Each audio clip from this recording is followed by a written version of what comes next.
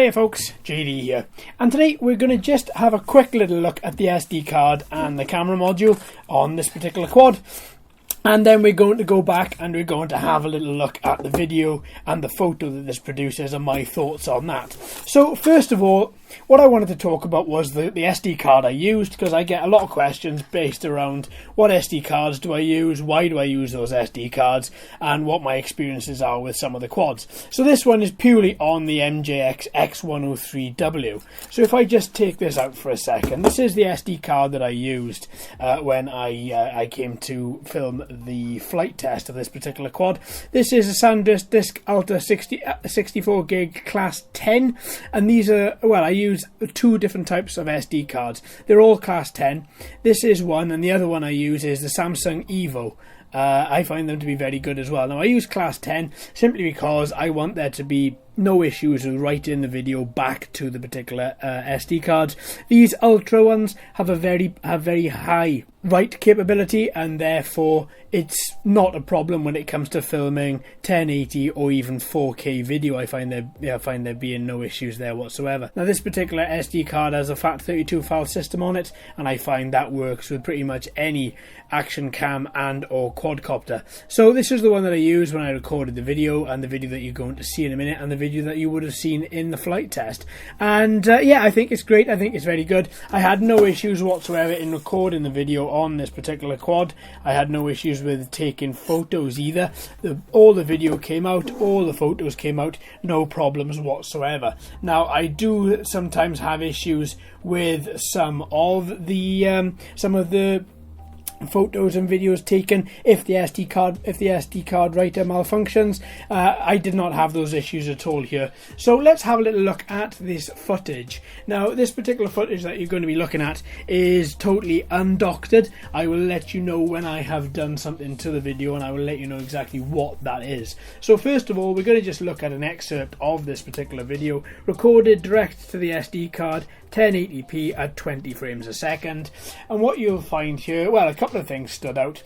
One particular thing more than anything is that there's just so much jello in this video, and that is because the quadcopter uses coreless brushed motors. Because there's no gimbal to absorb that vibration, you are going to see that relayed back across the propeller arm into the main frame of the quadcopter and then into the camera, and as a consequence it comes through on the video. Now I thought the video was, well, passable.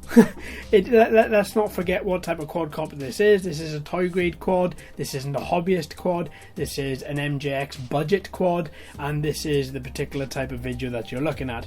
I don't think it's the worst at all. It is better than the SJRC Z5, but at the same time I do think that this leaves a lot to be desired, especially with the jello. Makes it practically unusable.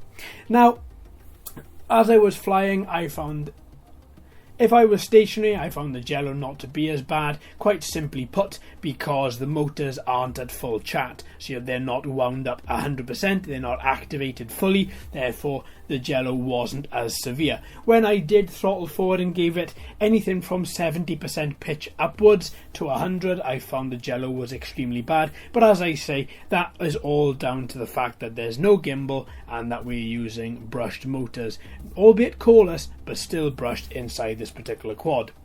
Now let's have a little look. What I've done for this video now is I've just doctored it slightly. I've increased the brightness, I've brought out some of the colour, and I've also tried to get rid of any sort of extra jello that is inside this video. Hasn't worked too well. You can only ever edit a video if the data is there to begin with. As the particular data wasn't really there in this video, I can't really do a lot with it, but I think it's a little bit better.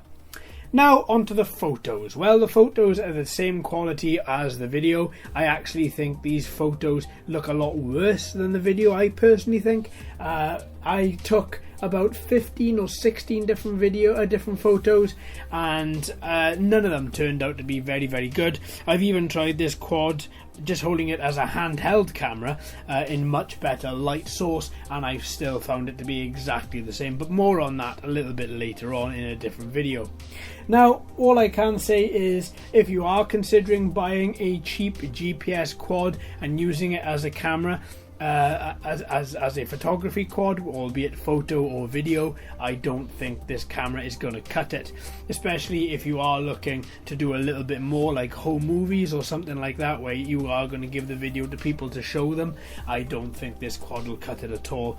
The GPS module holds the quad extremely still, but it's that extra quality that we don't have. It's the colour and the clarity that just isn't there, and it's just this particular lens, because where this particular lens is extremely fisheye, and therefore when you have got the quadcopter looking at the horizon, it does look extremely fisheye.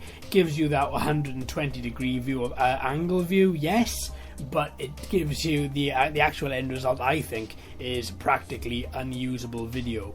Okay, now as I said at the beginning of this video, let's not forget this is a toy grade quad. I'm not going to be entirely too harsh, but I am going to tell you exactly what I do think, and what I think is that if you are looking for a professional quadcopter, or a quadcopter to give you professional looking video and footage, unfortunately this is not the bird for you. Alright my friends, I'm going to leave that there. Let me know what you think in the comments. Thank you ever so much for watching and listening. I've been JD, you've been fantastic as always. If you haven't already, please like and subscribe and ring that bell too. Hello and welcome to all the new subscribers. I hope you're enjoying the channel. So until next time my friends, happy flying.